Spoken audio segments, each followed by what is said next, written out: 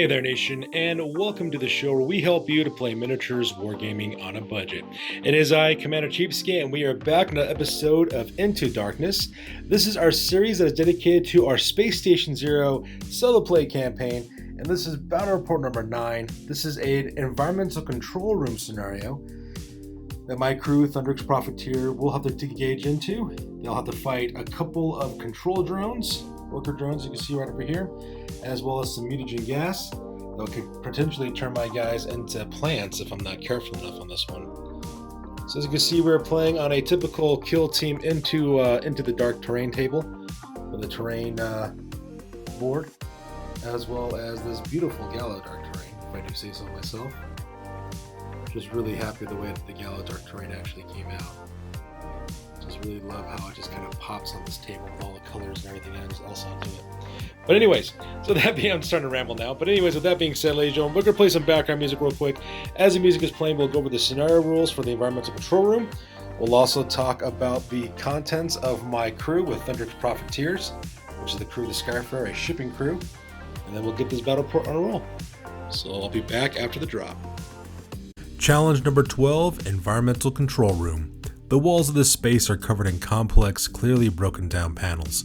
Wires hang from the walls like entrails from a gutted corpse. There are massive tubes in the center of the room running from the ceiling to the floor. The far side is covered in ice and a light snow falls from the roof.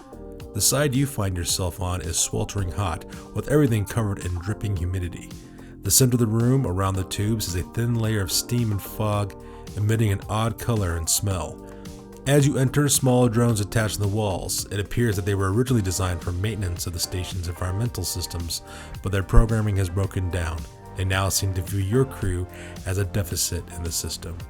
So for this scenario rule, ladies and gentlemen, for environmental control room, I pretty much have a couple of obstacles as well as enemies that I need to in order to defeat, in order to move on from this challenge. One of them, of course, is slick floors. So the entire room is difficult to move because it's slick with condensation and covered in ice. So whenever a crew member activates, they must make a movement save 3, and if this test is failed, the crew member may not move during that turn. At the same time, I also have repair drones I have to deal with, and the repair drones there are actually 2 of them in this one. They actually have 12 life, 6 movement, 4 combat, 4 reaction, as well as 1 intelligent. The repair drones are also armed with repair lasers, which is an energy-based weapon that gives them +2 to their combat score, as well as repair saws, which gives them +1 to their close combat scores as well. Now, they do have a special ability called repair, and whenever a repair drone activates, if it is damaged, it heals itself and regains 3 life points.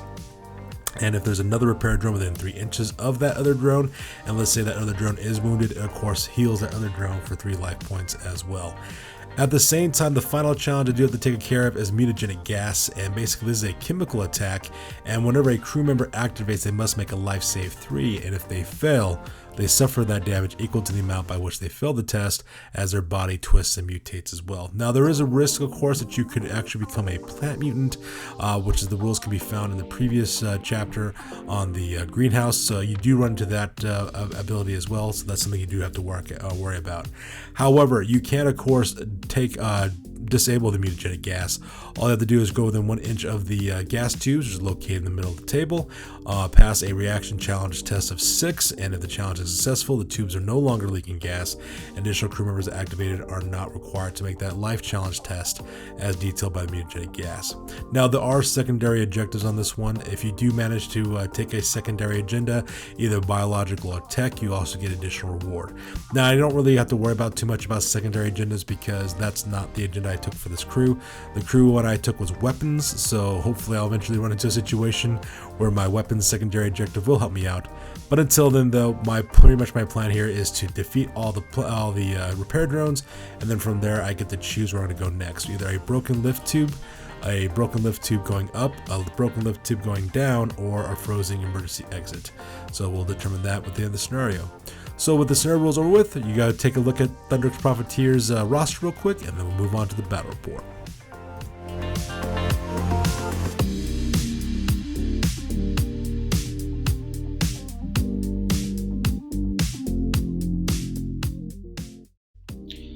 So with the scenario rules over, let's go talk about what my battle plan is real quick. So first of all, I do have my work cut out for me. I do have to worry about slick floors being a challenge in the scenario.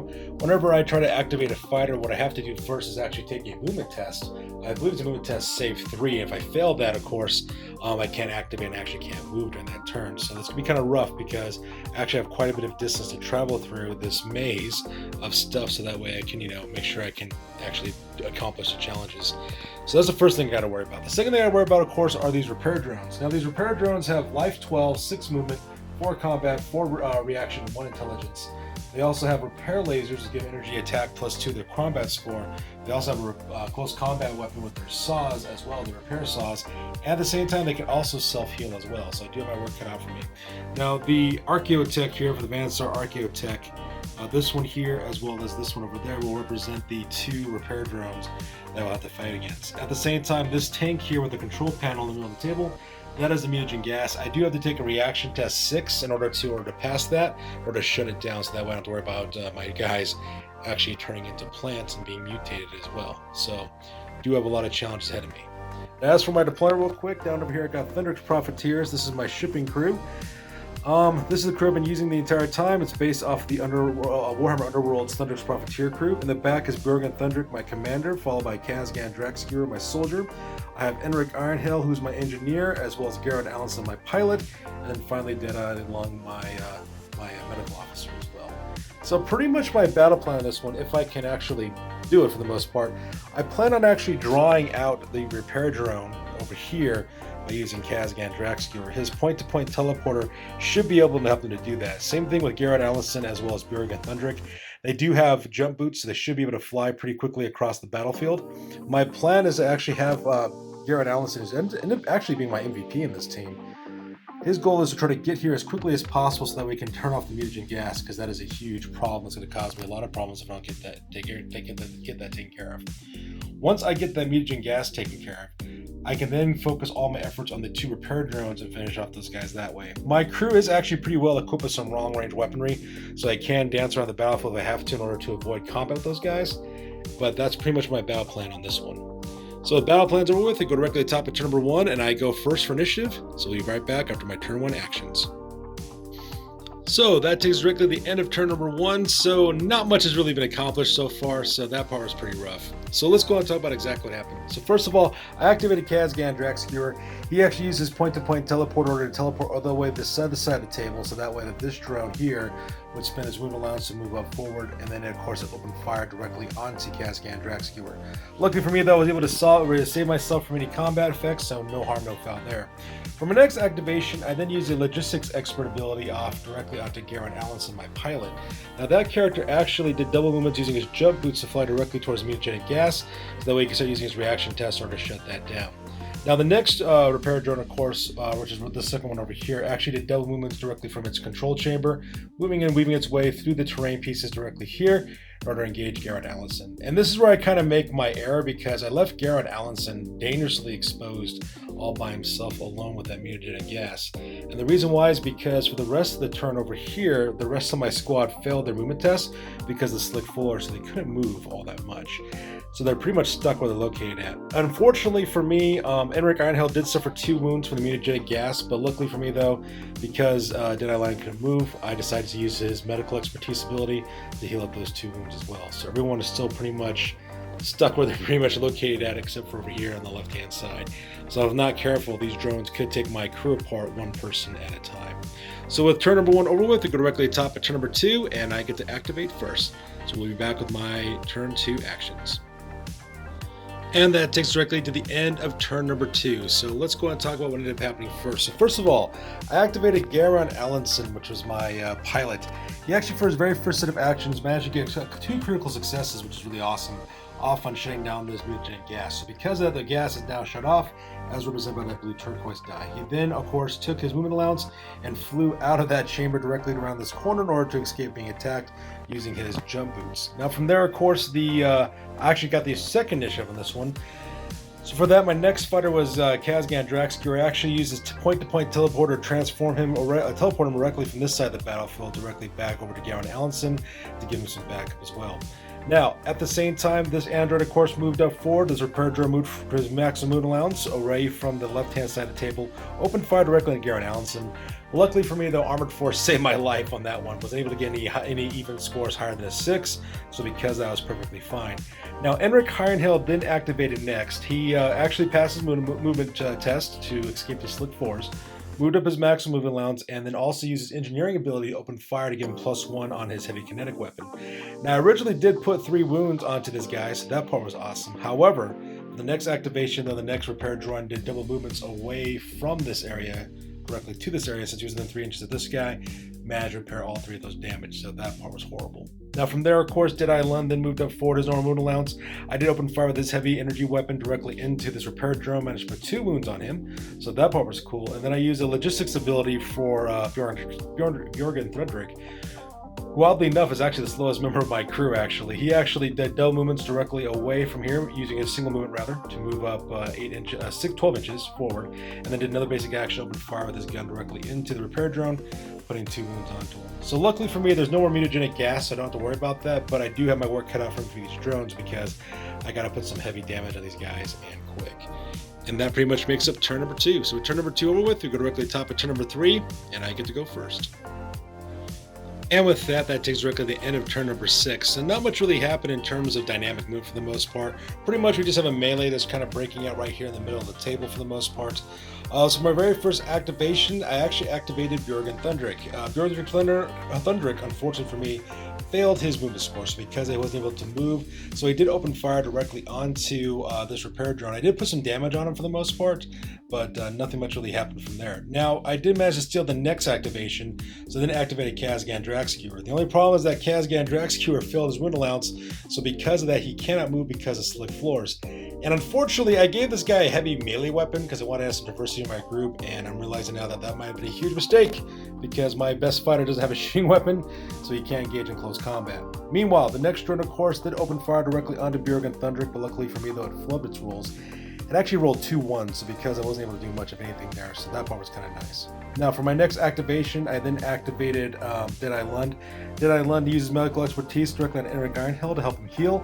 It then opened fire with his gun directly into this guy, managed to put another wound on him, but it didn't matter though because the next drone came in and then of course healed him right back up to 100% health. Now for the rest of the turn afterwards, I did manage to put 5 wounds directly onto this drone here, with Garen Allenson using his jump boots to fly directly to the other side to open fire with his gun. So that part was kind of nice. And then at the same time, Enric Ironhill also put some damage on him as well. So he's got 5 wounds on him though, but his next activation, he'll be able to heal 3 of those. So I got my work cut out for me. And that pretty much makes up the turn number 3 for this one. So that being said, we go directly to the top of turn number 4. We talk about exactly what happens next. And with that, we go directly to the end of turn number 4, so let's go ahead and talk about exactly what happened first. So first of all, Kazgan Draxkewer, he finally managed to pass his movement test. So because I was able to move his normal wound allowance directly behind this drone here, managed to put maximum wounds on this guy. I was able to put, I think, 10 wounds onto him, so that part was absolutely awesome for that part. Now, I did manage to steal initiative real quick, so the thing I actually did real quick is I actually activated Bjorgen Thundrik. Bjorgen Thundrik then moved, managed to pass his move test on the slick floors, moved him directly next to Garen Allenson, had him open fire with his energy weapon, was able to put the last 2 wounds directly onto this guy, and managed to deep 6 him. Now from there, of course, the second android then activated next, opening firing directly into Kazgan Draxkewer, managed to put a wound on him.